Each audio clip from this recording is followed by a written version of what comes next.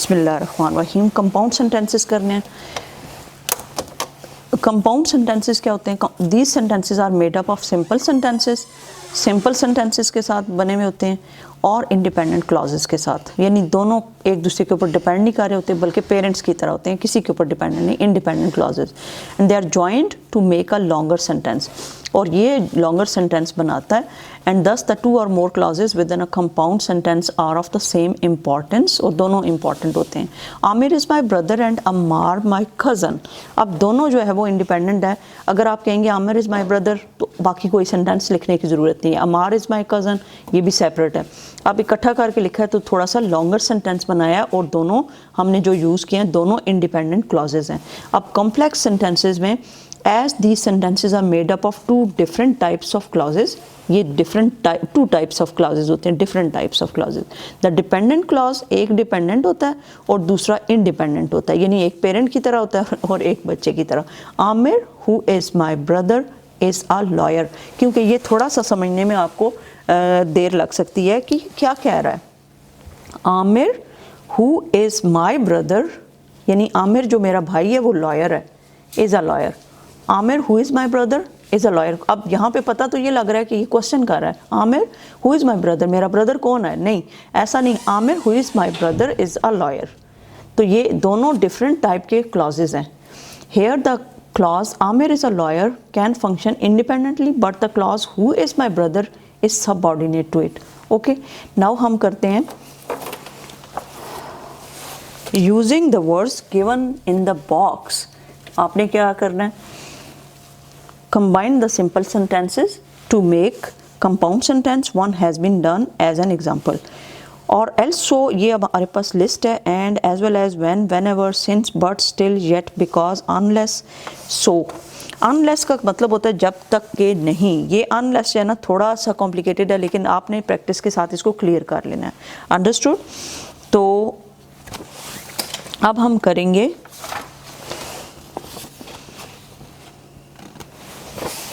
यहाँ पे he worked very hard, his results are very good।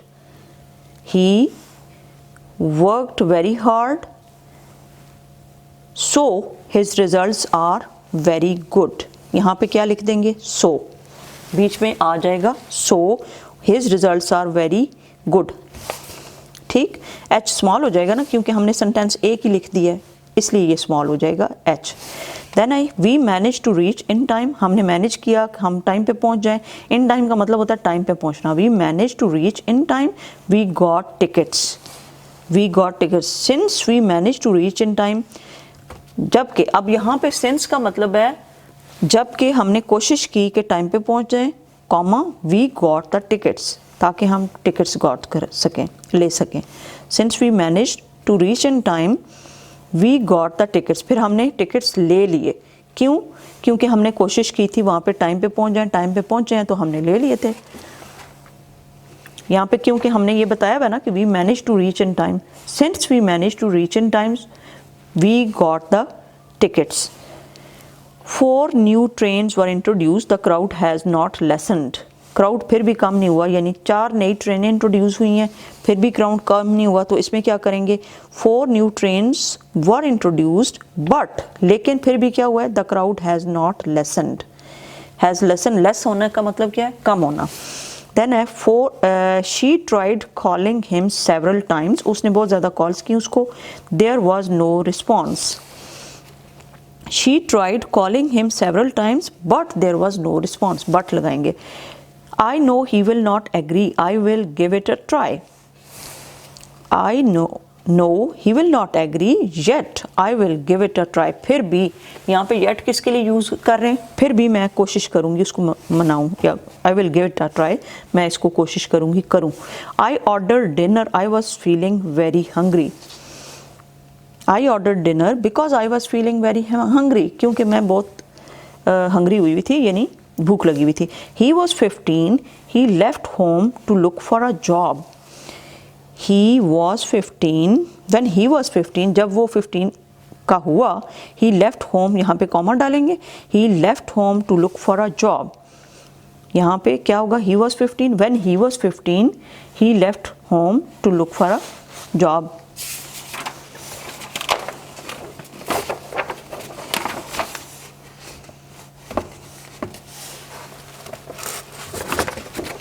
Then is you had better hurry, तुम्हें जल्दी करनी चाहिए। You do not want to be late for school, you do not want to be late for school, तुम्हें जल्दी करनी चाहिए। You had better hurry, तुम्हें जल्दी करनी चाहिए ताकि तुम स्कूल जल्दी पहुंच सको। तो इसमें क्या होगा, you had better hurry unless you want to be late for school, जब तक आपकी स्कूल जाने लेट होने का दिल ना हो तो आपको जल्दी करनी चाहिए। अनलेस जब तक के ना हो, अनलेस का मतलब होता है जब तक कि ये वाला आपका प्लान ना हो आपको हरी करनी चाहिए।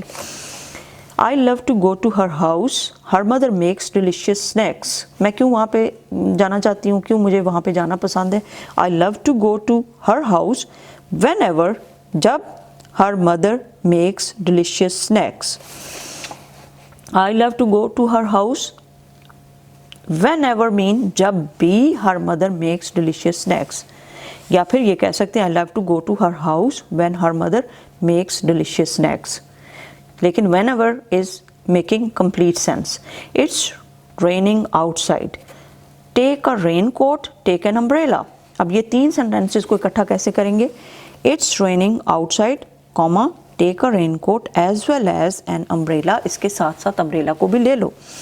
देन है using the word given in the brackets combine two simple sentences into a complex sentence, one has been done as an example।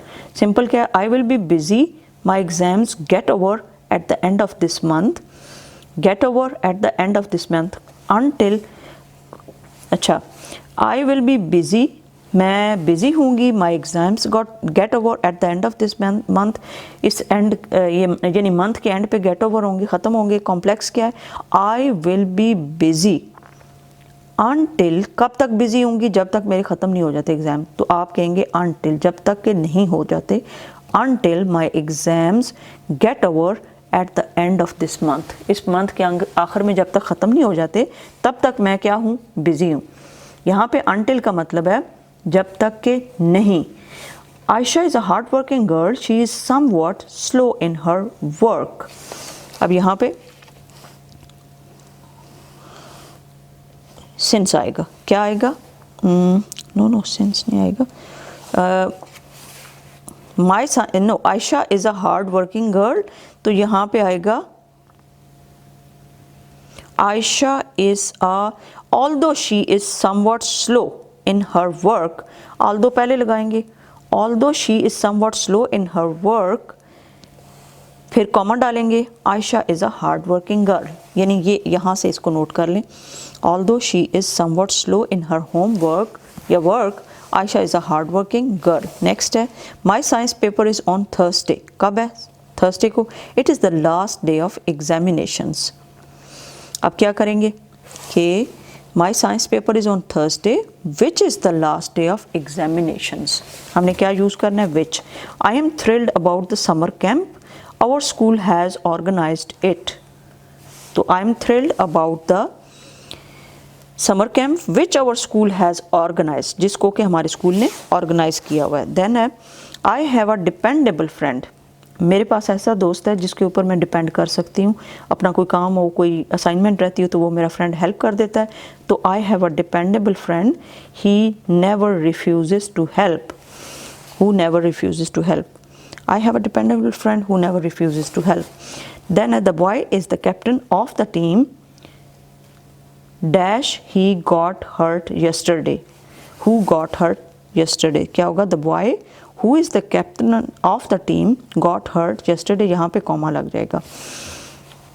the boy who is the captain of the team और comma लगेगा यहाँ पे, the boy who is the captain of the team got hurt yesterday, he को भी छोड़ देंगे, got hurt yesterday।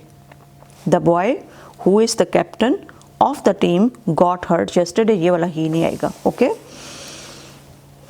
Next है, the audience roared its approval, यानी चीखे मार मार के वो शोर करते हैं ना ऑडियंस, जो सामीन बैठे होते हैं, उन्होंने अप्रूव किया कि ठीक है। The first goal was scored, जब पहला स्कोर हुआ तो क्या कहेंगे, the audience roared its approval when the first goal was scored.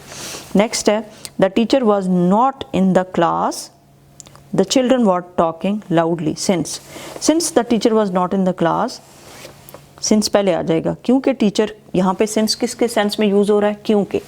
अब आपने इसको याद रखना है, एक सिंस दूसरा होता है, वो उसको बाद में एक्सप्लेन करेंगे। सिंस द टीचर वाज, यानी जब टीचर क्लास में नहीं थी तो कॉमा डाल के the children were talking loudly. Work hard you can win this scholarship so that, क्या होगा, work hard so that you can win the scholarship. You make so much noise you cannot hear the bell. If you make so much noise you cannot hear the bell। मुझे ये थोड़ा सा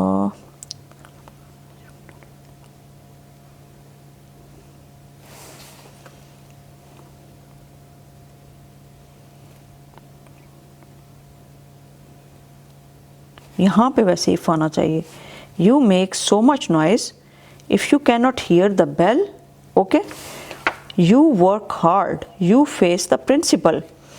You work hard, either you work hard or you face the principal।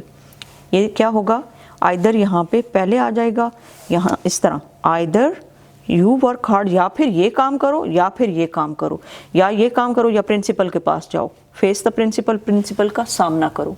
Okay, तो ये आपने अपनी copy के ऊपर प्रॉपर तरीके से लिखना है and you will also memorise.